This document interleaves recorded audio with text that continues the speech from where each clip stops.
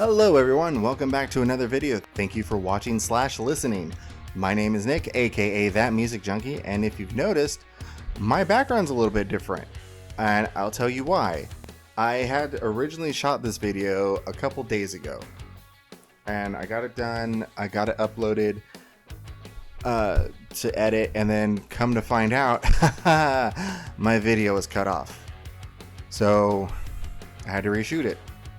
So I reshot it. I got through my whole thing, and I went through the whole spiel off the cuff. I kind of read a little bit of a script that I'd written, finished up, did my sign off and all that stuff, which you'll see later on. And then it comes to find out I wasn't recording. So yeah, now you get to see me sitting on my couch in my living room with the dirty wall behind me, and I'm sorry about that, but we'll be back to normal next time. I know you missed my void in the back. I sort of do too. Anywho, this will be another video in the series that I started where I talk about the CDs that I listened to in junior high and high school, how they had a major effect on me and shaped my taste in music. And today we are talking about AFI's Sing the Sorrow. Now, I actually didn't have a legitimate copy of this album. As I had mentioned in a previous video, I was raised in a very strict Christian household. So secular music to me was 80s pop and for a brief moment in my early childhood, country music. So yeah, I didn't have a whole lot of exposure early on. This slowly began to change because I started hiding music. You know, a lot of kids, or a lot of teenagers, you know, they'll hide dirty magazines or, you know, drug paraphernalia or stuff like that. Nah, I just hid music. I was a good kid, I think. I hope. But yeah, so I didn't have a legitimate copy of this CD. My high school girlfriend actually burnt me a copy of it. Where my millennials at? Y'all know the struggle.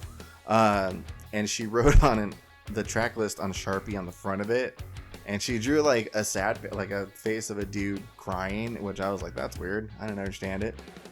And then I listened to the album. I'm like, I totally get it now. But yeah, I remember putting it in my little Walkman CD player. You remember those things? I went through about 4 of them just because they weren't the best quality made.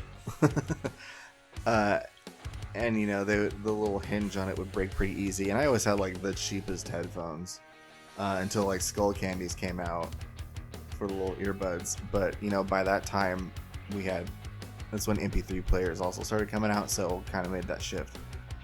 Anyway, but I remember listening to that album a lot, and I still listen to it to this day. I just listened to it earlier this week, and I just remember putting my little cheapy headphones on, and just that opening Misery at Cantera at the beginning has the thunder strike, and then the doom doom ta doom doom doom ta.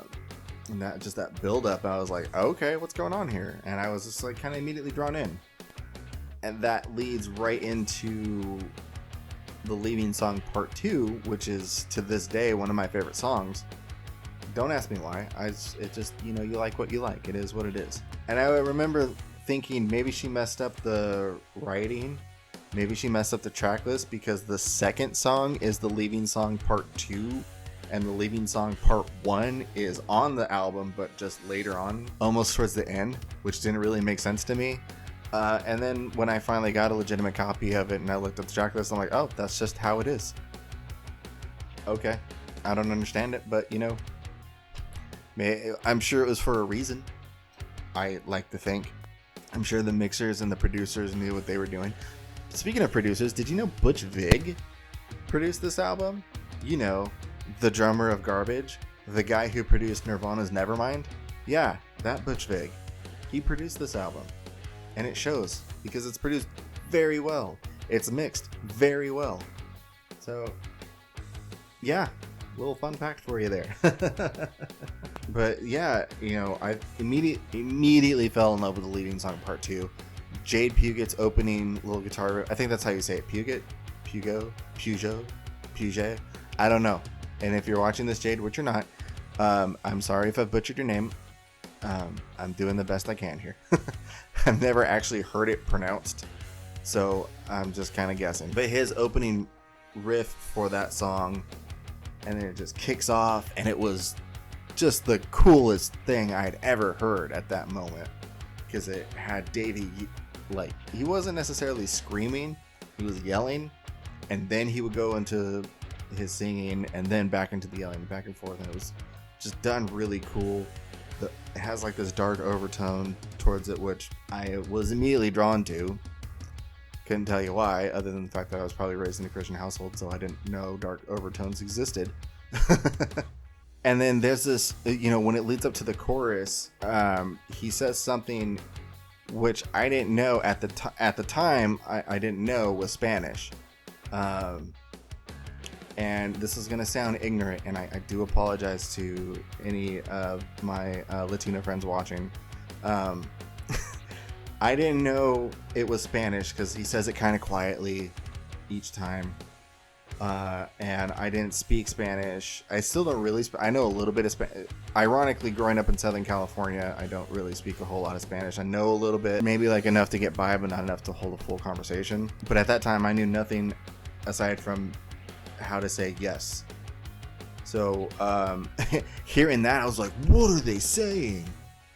And of course, I asked my girlfriend at the time, and bless her heart, I don't know if maybe she didn't know, but she was like, oh, it's a curse.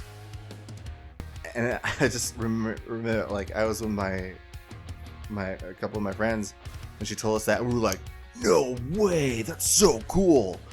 And then come to find out a couple years later, it's not a curse. He's just saying something in Spanish, something along the lines of like, I've been here before, and once again I return, or something like that. I don't remember the exact translation, but it's something along those lines. It's not a curse, is what I'm trying to say.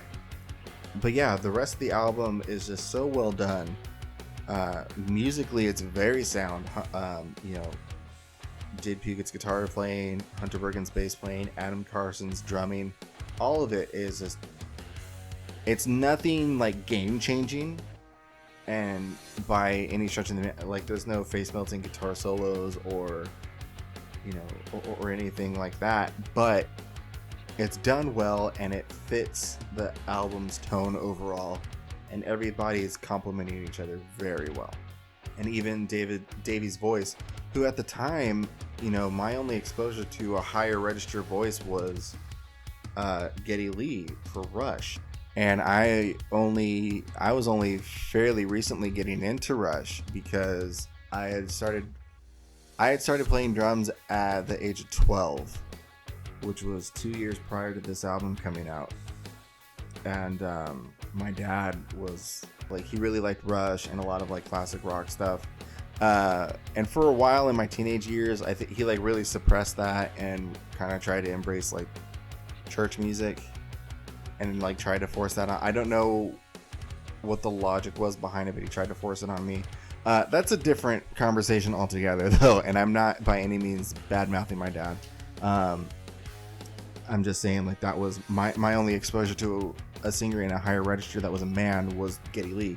So hearing a modern band with a lead singer that sings that high was different for me. I wasn't used to it. I was like, oh, cool. And this is years before I discovered Coheed and Cambria. But yeah, just I remember digging the album the whole way through, and the music videos for it. I think there was only two. No, sorry, there was three. But the one for the leading song part 2 was cool. Like the band is all dressed in these nice tuxes, and they're in like this dark theater. And there's like just a bunch of people that show up and just start hardcore dancing / beating the crap out of each other. I don't understand why, but it was really cool. And I watched that video a lot. And then they came out with a video for Girls Not Grey, which at one point has the band not only dressed in all black, but they're like painted black as well, including like their hair and their face. And I'm like, Is this racist? I feel like this is racist, but I don't think that was the intention. Like they, but it's, I don't know what to make of it. I don't think you can make that video today, is all I'm saying. And then they came out with a video for Silver and Cold, which is just a bummer of a video. I don't know if you've ever seen it. Like the song is a bummer, but the music video is just, oh boy. And I remember watching these videos on Fuse because at the time, Fuse was awesome. Fuse would show music videos and have shows dedicated to where they would, because it was mostly a rock channel. Which this, well past the time MTV was showing anything rock.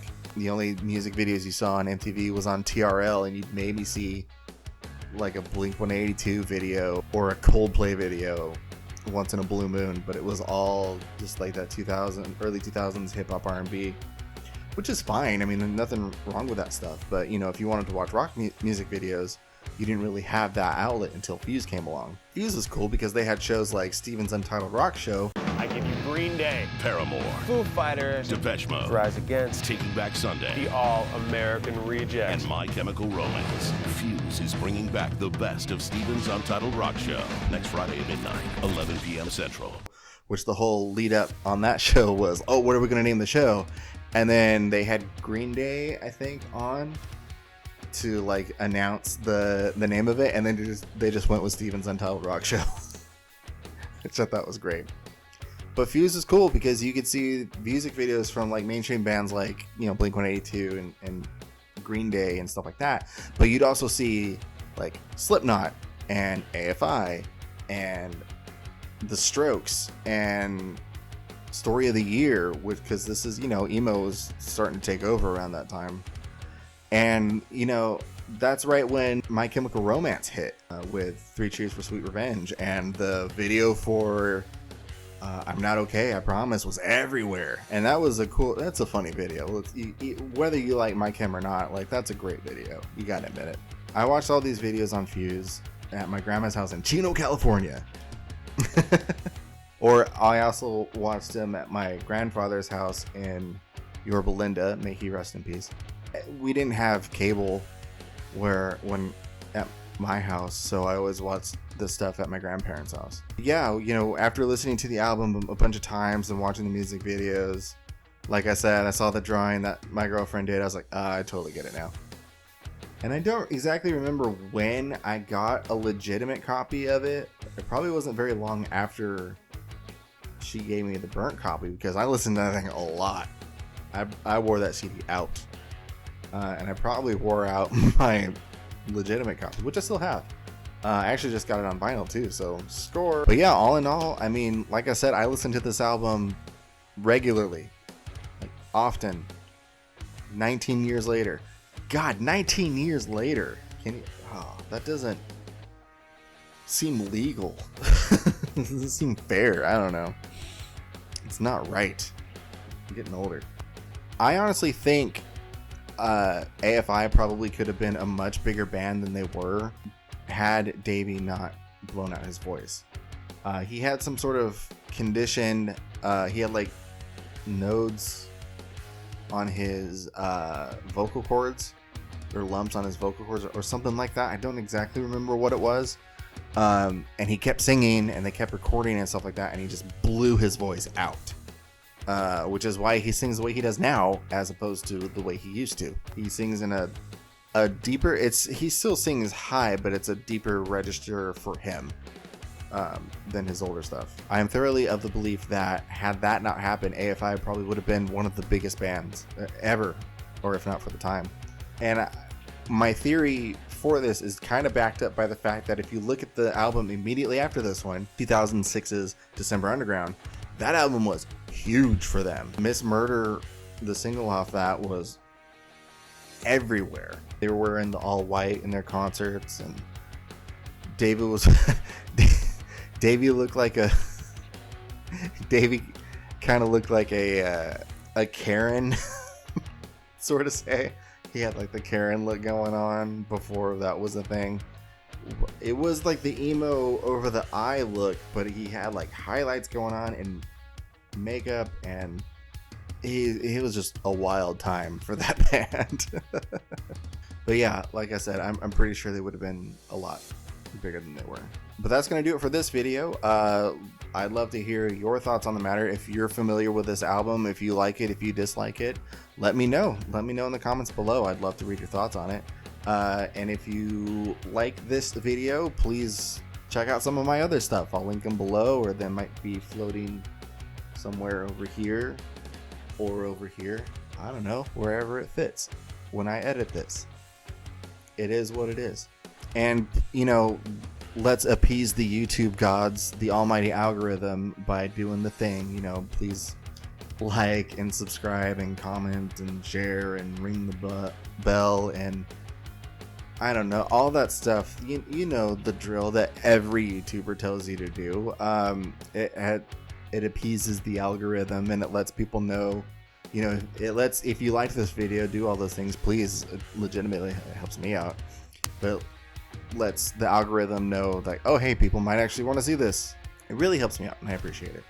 I am, like I mentioned before, I am trying to do this as my full-time job. I'd love to be able to dedicate more time to not only videos like this, but content over on thatmusicjunkie.com, where I write album reviews and opinion pieces.